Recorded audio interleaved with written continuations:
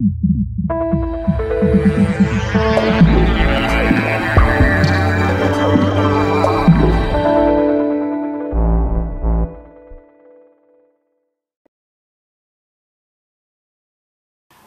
à tous, c'est Florent Fou qui on se retrouve sur excellenceopérationnelle.tv pour traiter une nouvelle question que vous m'avez envoyée via le site. Alors aujourd'hui la question qui se pose c'est comment gérer son temps pour réussir à séparer sa charge de travail habituelle, son envie d'apprendre et sa vie privée. C'est plutôt une question en fait de développement personnel, comment on gère son temps et comment on est organisé. Alors il y aurait on pourrait en parler pendant des heures et des heures de ça, mais disons que si on veut être bref, concis et synthétique et apporter une réponse rapide, je dirais que cette notion du temps, on a toujours le temps que l'on s'accorde.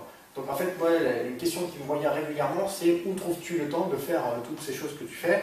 Et je dirais qu'on a vraiment le temps qu'on s'accorde pour faire les choses. Et donc moi, quelque chose que j'ai appris pour être efficace, c'est de me fixer des objectifs à court terme pour savoir, par exemple, pour la semaine prochaine ou pendant 2 semaines, quels sont les livrables que je dois produire. Et donc raisonner en termes d'objectifs qui sont vraiment quantifiables, c'est-à-dire livrables, c'est-à-dire des choses qui sont palpables, et non pas des choses comme, par exemple, si je dois chercher un fournisseur, l'objectif que je vais me fixer, c'est trouver un prestataire pour faire telle chose. Et donc, vous voyez, on est déjà dans l'idée de la réalisation parce que c'est trouver. Et c'est non pas chercher, parce que chercher, on peut entamer la tâche, et puis on peut chercher indéfiniment, et du coup, la tâche n'est jamais terminée. Donc vraiment, raisonner en termes d'objectifs par rapport à des choses qui sont réalisables, que l'on peut toucher. Voilà. Effectivement, il y a toute la partie SMART, à laquelle que je n'utilise pas forcément, mais qui est un bon point de repère pour définir un objectif. Donc SMART, c'est mesurable, atteignable, etc. etc. Je ne le connais pas par cœur. Ça, c'est le premier point. Le deuxième point, c'est, je dirais que pour le mieux gérer son temps, c'est d'évaluer, de cerner dans votre profil quel est le temps où vous êtes le plus efficace. Donc par exemple, moi je sais que c'est le matin que j'ai le plus d'idées et que je suis le plus productif. Donc c'est le matin que je me fixe les tâches les plus lourdes à mener parce que je sais qu'une fois que j'ai fait ça, alors après j'aurai plus de temps à passer sur la partie administrative où j'ai besoin de moins de créativité. Donc là c'est vraiment un truc, c'est essayer de voir vous quel est un petit peu votre rythme naturel pour essayer de caler les tâches que vous avez à réaliser en fonction de l'énergie que vous avez à dépenser tout au long de la journée. Un autre point aussi qui permet aussi d'être efficace et de bien manager son temps, c'est de se couper de tous les liens de communication quand vous êtes en mode production.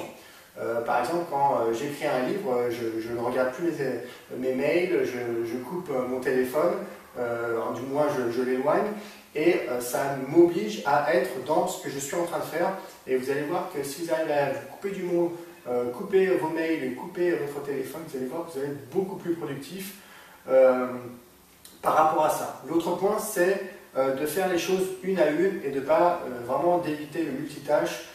Par exemple, quand je crée une formation, je me focalise vraiment sur une formation, ensuite je la finis, je la mets sur internet, ensuite je passe à une autre formation, etc. etc. Mais je ne traite jamais plusieurs formations en même temps parce que sinon je sais que ça va reporter tout ça. Et puis sur la vie personnelle, là encore c'est gérer le timing en fonction de votre vie personnelle. Par exemple, je sais moi que je suis plutôt du matin, donc j'hésite pas à me lever très tôt le matin, 6h ou 7h pour pouvoir lire ou pour pouvoir faire des choses sur lesquelles je suis productif.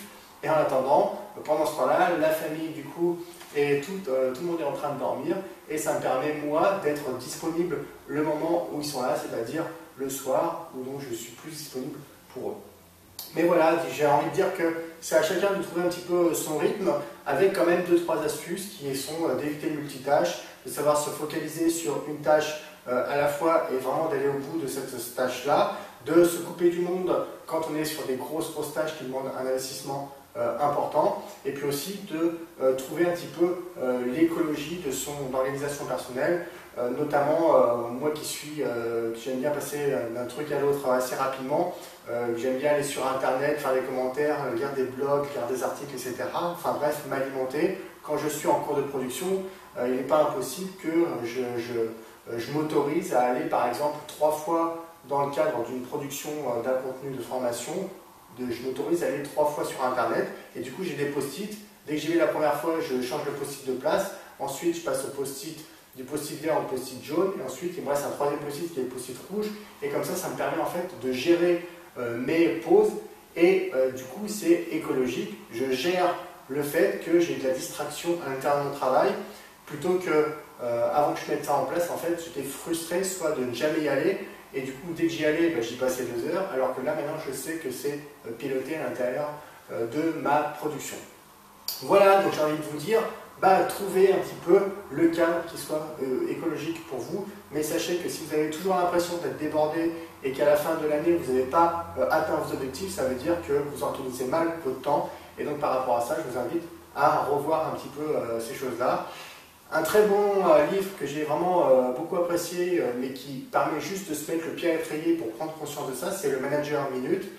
Mais une fois que vous avez lu ça, il faut essayer un petit peu de passer le cap et vraiment de mettre en place des choses concrètes dans votre quotidien à vous. Voilà, j'en ai fini pour cette question de développement personnel, mais qui relève aussi de l'excellence opérationnelle, puisque vous avez vu que je vous ai cité quand même 2-3 outils comme ça qui peuvent nous aider personnellement. Écoutez, je vous dis à très bientôt pour une nouvelle question à traiter sur l'excellence opérationnelle. À très bientôt, ciao ciao.